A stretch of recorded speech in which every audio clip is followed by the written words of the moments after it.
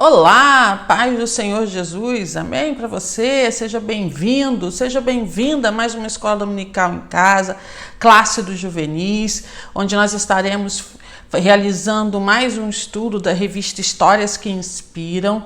E o estudo dessa semana é os diáconos da igreja primitiva. Nós vamos falar um pouquinho sobre diaconato, que aconteceu na igreja primitiva e que acontece hoje, até hoje, em todas as igrejas, até porque nós somos chamados a servir e a diaconia nada mais é do que serviço. Nós vamos falar um pouquinho sobre isso.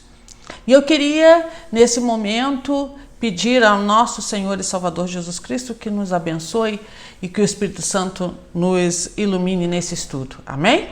Vamos orar? Paizinho querido, muito obrigada, Senhor, por mais um domingo de escola dominical. Muito obrigada, Senhor, pela Igreja Metodista Central em Nova Iguaçu, que tem promovido esse estudo, tem feito esforço para que o estudo da Tua Palavra continue firme e forte todos os domingos, Pai. Muito obrigada, Senhor. Pai, em especial quero te pedir por todos aqueles e aquelas que estarão assistindo a esta aula, Pai, que eles sejam abençoados pela leitura da Tua Palavra, que eles sejam abençoados, Senhor, pelo estudo da Tua Palavra, e que o Teu Espírito possa ser derramado sobre todos nós, para que possamos cada vez mais aprender de Ti, estar próximos a Ti e poder fazer a Tua vontade, Pai. Muito obrigada, Senhor. Muito obrigada, Pai. No nome de Jesus, amém. Amém? Amém. Hoje o tema da nossa aula é o diaconato, ou seja, os diáconos da igreja primitiva.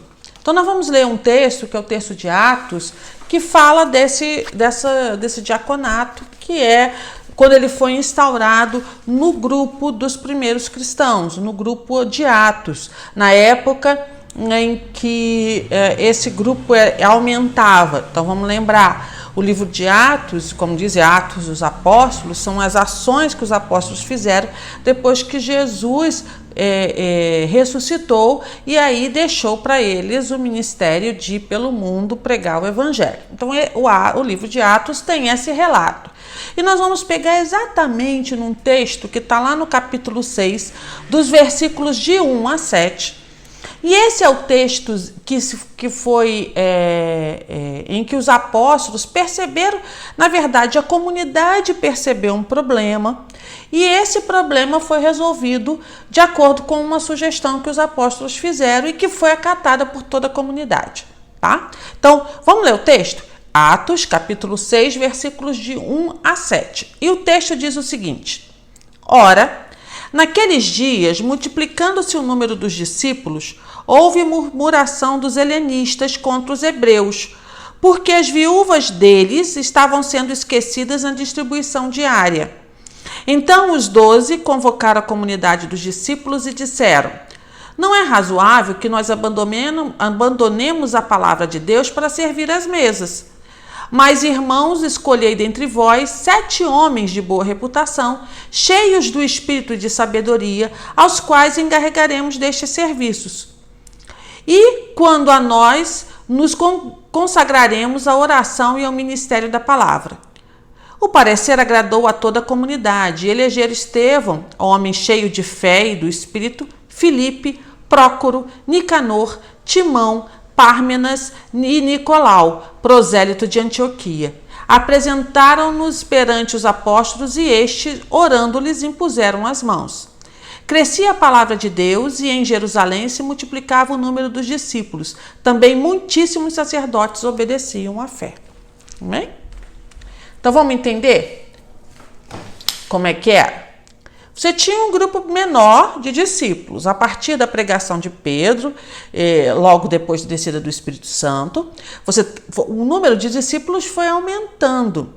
E essa comunidade era uma comunidade que se reunia principalmente ao redor da mesa, ao redor da ceia.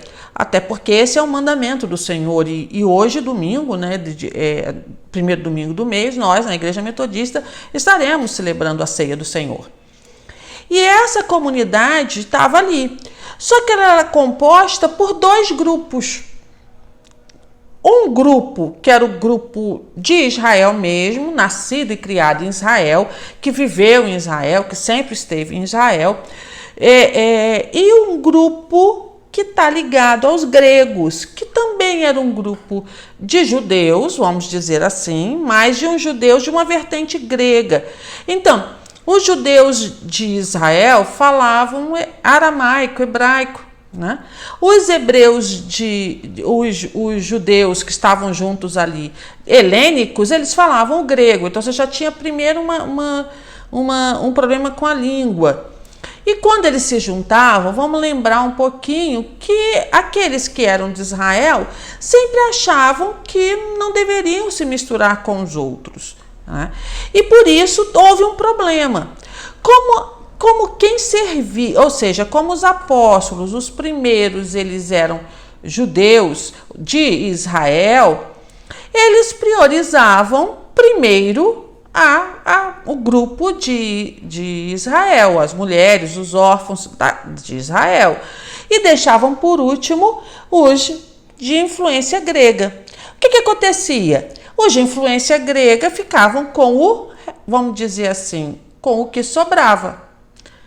E esse é um problema que aconteceu e era um problema que precisava ser resolvido. O legal dos problemas, e a gente tem que encarar problema, eu tenho aprendido nesses últimos dias, encarar problema de uma maneira diferente. Problema não é maldição, problema é crescimento, é solução. Então, toda vez que você tem um problema, você cresce, você amadurece, você precisa resolver esse problema e ao resolver esse problema, você vai amadurecer. Então, problema deixa de ser algo ruim e passa a ser algo bom, porque a partir do momento que eu olho para o problema, penso nele e eu vou resolvê-lo, né? Eu vou crescer, eu vou amadurecer, eu vou pegar todo o meu conhecimento, o conhecimento que eu tenho e vou resolver aquele problema, né? Existe tem na internet um coach que ele fala muito disso, que ele diz que ele ama problema, né? Que ele ama problema, dá problema para ele que ele ama. Por quê? Porque o problema é exatamente a forma como ele vai crescer. E aquela comunidade, ela estava crescendo em número de pessoas, mas apareceu o primeiro problema desse crescimento. Eu tenho um número grande de pessoas e como é que eu atendo todo mundo igual? Os apóstolos, que eram 12, eles não podiam, não dava para eles estarem pregando a palavra, pegando os ensinamentos, cuidando da mesa, cuidando dos órfãos e das viúvas, cuidando das doações, cuidando do que estava acontecendo lá. Não dá, não é humanamente impossível para eles fazer isso. E aí, esse problema aconteceu. Eles pararam para pensar sobre o problema e trouxeram uma solução. Qual é a solução? Vamos dividir tarefas.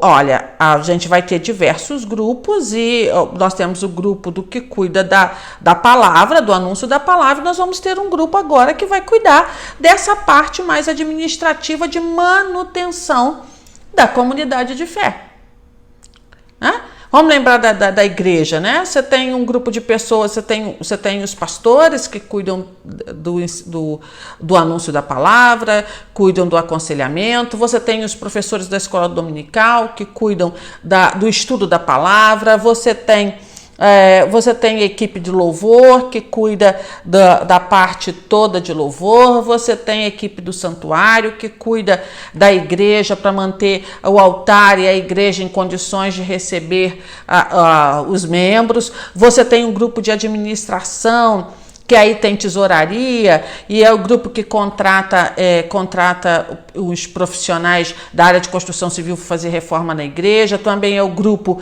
que está preocupado em botar a internet funcionando, que está preocupado com a infraestrutura, está preocupado se tem um banheiro com alguma coisa quebrada, se precisa aumentar a internet para poder fazer as transmissões do culto ao vivo. Na igreja, na comunidade de fé, você não tem só uma atividade. Você tem muitas atividades. E lá, na época, em Atos, era isso que estava acontecendo. Uma coisa é o administrar 12 apóstolos juntos, eles se reúnem e aí eles resolvem fazer as coisas. Do 12, quando vira 50, já aumenta. Quando vira 100, quanto mais a comunidade vai crescendo, mais necessário se faz que se tenha uma organização mínima para que todo mundo tenha acesso a tudo, né? É isso que estava acontecendo. E os apóstolos, eles dão uma solução, e é uma solução assim, eles não impõem a solução. Eles não impõem, eles não dizem assim, vai ser feito assim. Não, eles chegam para a comunidade e falam assim, olha, nós estamos recebendo reclamações de que há distinção entre pessoas aqui na nossa comunidade. Isso não pode acontecer, porque para Deus e para Cristo não existe distinção de pessoas, não importa onde elas nasceram, não importa se elas são homens ou se são mulheres, se são crianças, se são órfãs, se são viúvas, se são idosos, não importa, se são jovens, não importa. Todos precisam ter acesso a tudo o que a mesa, ter acesso a toda a infraestrutura da comunidade. Não, e os apóstolos foram muito legais em informar o seguinte, nós não temos condições de fazer isso tudo. E joga para a comunidade. E a comunidade faz aquilo, ela olha o problema, escuta a solução que os apóstolos colocam e ela acata essa solução e começa a implementar. E essa implementação que é feita, que é uma implementação rápida, né? Eles elegem, os apóstolos dizem assim as características. Eu como trabalhei muito tempo em educação profissional, principalmente trabalhei com empresa, eu diria assim, os apóstolos ditam as competências. Quais as competências dessas pessoas? Tem que ser cheias do espírito, de sabedoria, elas têm que ser homens de boa reputação, são as características. E aí foram eleitos os homens que passaram a fazer isso. Tá? A gente tem que entender essa situação e trazer para a gente. Então, a primeira coisa que a gente tem que olhar é que nós servimos a Deus de diversas maneiras. Primeira coisa que a gente tem que entender. Nem todo mundo serve do mesmo jeito. Nem todo mundo serve no mesmo ministério. Nem todo mundo serve fazendo a mesma coisa. E é muito importante a gente prestar atenção nisso, porque isso não quer dizer que um ministério seja principal, maior ou menor do que o outro. Não existe isso. Existe uma comunidade de fé e essa comunidade de fé precisa andar, precisa ouvir a palavra, precisa participar da mesa, precisa ter as suas necessidades atendidas. Então a gente vai ter grupos de pessoas que vão atendendo às necessidades. Mas uma coisa que é muito importante, muito, muito, muito importante nisso, quando a gente fala de diáconos, né? O diácono é um servo, né? O diácono é o cara que está ali para servir. Ele é colocado, de certa forma, todos nós somos chamados a ser diáconos, nós somos chamados a ser servos, como Jesus foi servo. Se a gente lembra, na lavagem dos pés, ele diz que você tem que ser... Ele era mestre, mas ele estava servindo. Então, que quem o seguisse também deveria fazer do mesmo jeito, que é servir. E aí é muito importante a gente falar aqui, para botar esse parênteses aqui, que nem todo mundo serve igual, ou seja, cada um tem uma maneira diferente de servir a Deus. É importantíssimo a gente entender que cada um tem uma maneira de servir a Deus, mas nós temos que servir a Deus em todos os momentos, todos da nossa vida. Então a gente tem que ter um olhar de servo o tempo inteiro. Então vamos dar um exemplo. Tô em casa. Tô em casa. Tem louça na pia para lavar. E meu pai, minha mãe, minha avó, meu avô, que normalmente faz isso, naquele momento não pode. Se eu estou olhando, aquilo é um problema. Se eu tenho espírito de serviço, ou seja, de olhar para o outro e atender a necessidade do outro, o que é que eu vou fazer? Eu vou lá lavar a louça sem que me peçam. Se eu estou na igreja, e vejo lixo jogado em algum lugar, eu não preciso chamar alguém para varrer. Eu vou lá, pego a vassoura, varro e deixo limpo, porque eu vou servir ao próximo que estará ali na igreja chegando. Então, eu vi o problema, eu tenho a solução na minha mão e eu vou resolver. Eu estou na escola, sei uma matéria, meu colega não sabe, eu chego perto do meu colega e digo: você quer ajuda nisso? Eu tenho conhecimento, eu posso te ajudar. Isso é serviço. Esse coração servo é um coração que tem que estar em todos os lugares. Eu estou no trabalho, vejo que um colega meu está fazendo alguma coisa em que ele está tendo dificuldade e eu sei, eu chego perto dele e digo assim: você quer ajuda? Eu sei fazer isso, você quer que eu te explique como é? Isso é serviço. Então, quando eu me disponho eu sirvo a Deus, e nem todo mundo vai servir do mesmo jeito, eu sirvo a Deus. Então, a gente sempre tem que entender que nós somos instrumentos de Deus e nós estamos a serviço de Deus em todos os lugares onde nós estivermos. Na nossa casa, na igreja, na escola, no trabalho, na rua, onde for. Quando eu penso no coletivo, eu estou pensando no outro. Eu tenho que olhar para o outro, o que eu não gostaria que o outro fizesse para mim. Isso é uma aula legal, um dia a gente vai falar sobre amar a Deus sobre todas as coisas e ao próximo como a si mesmo, né?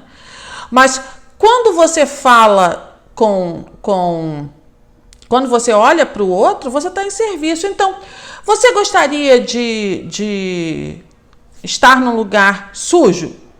De frequentar um lugar, de chegar numa lanchonete e encontrar tudo sujo? Não. Mas eu posso melhorar o ambiente se eu estou num shopping, numa ilha estou num parque, na área de alimentação, pegar minha bandeja e botar no lugar da bandeja em vez de deixá-la em cima da mesa. Isso é serviço, porque eu estou pensando no outro. E aí entra uma outra coisa. Eu não sirvo para receber algo em troca. Jesus não serviu ninguém para receber algo em troca. Ele faz por amor. O serviço não é para você ter algo em troca. O serviço é porque você foi amado, porque você foi servido por Deus. E aí, porque você foi servido, porque você foi amado, você serve. É uma regra básica de serviço para Deus. Você não serve, você não faz as coisas, não me importa se o outro não vai fazer. Isto é problema do outro. Eu não vou fazer isso porque o outro não faz. Eu tô aqui no ônibus, chegou um idoso, eu tô sentado, independente se está sentado na cadeira de idoso ou não, no lugar reservado para idoso. Eu tô sentada, chegou um idoso, eu levanto e deixo o lugar para o idoso. Ou para gestante, ou para quem quer que precise mais do que eu. Por quê? Ninguém faz isso. O problema é de ninguém. Ainda bem que é ninguém, que aí nem eu sei quem é, né? Então, serviço é algo de coração, é algo que tem que ser intrínseco do seu coração. Né? Então, não é porque você tem um grande cargo que você não vai servir. Não é porque você é presidente de uma empresa que você não está a serviço.